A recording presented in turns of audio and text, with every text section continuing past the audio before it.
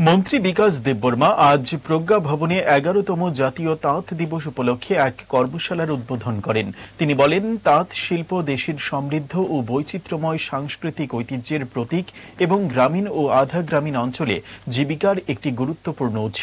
তিনি আজকের দিনে তাঁত বয়নকারী সম্প্রদায়কে সম্মান জানান এবং দেশের আর্থ-সামাজিক উন্নয়নে তাঁত শিল্প এর অবদান তুলে ধরতে আহ্বান জানান। অনুষ্ঠানে হস্ততাঁত ও হস্তশিল্প দপ্তরের অধিকর্তা আর অনুন কুমার, পদ্মশ্রীপ্রাপ্ত স্মৃতিরেখা চাকমা সহ অন্যান্য বিশিষ্টজনেরা উপস্থিত ছিলেন।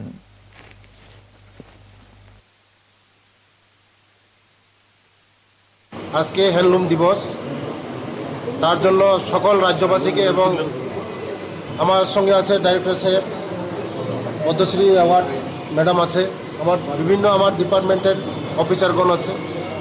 আজকে এই হ্যান্ডলুম দিবসে আমি বলবো যে আপনারা সবাই দেখেছেন যে আমাদের প্রোডাক্ট, যে রাজ্যের প্রোডাক্টগুলি আমরা আরও উন্নতি করার জন্য আমরা সরকার এগিয়ে যাচ্ছে। এবং যদি আমাদের গ্রামে যদি আমরা সাধারণ মানুষকে যদি আমরা ডেভেলপমেন্ট না করতে পারি, ত্রিপুরা কোনো দিন ডেভেলপমেন্ট হবে না।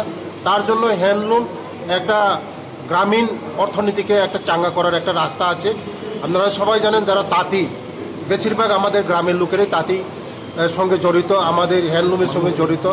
তার জন্য আমাদের সরকার আমাদের রাজ্যকে বিকশিত করার জন্য এবং রাজ্যকে আরও ডেভেলপমেন্ট করার জন্য আমরা এই হ্যান্ডলুমকে আরও আমরা জোর দিচ্ছি। আগামী দিন আমাদের হ্যান্ডলুম ডিপার্টমেন্টকে আরও উন্নতি করা, আরও ডেভেলপমেন্ট করা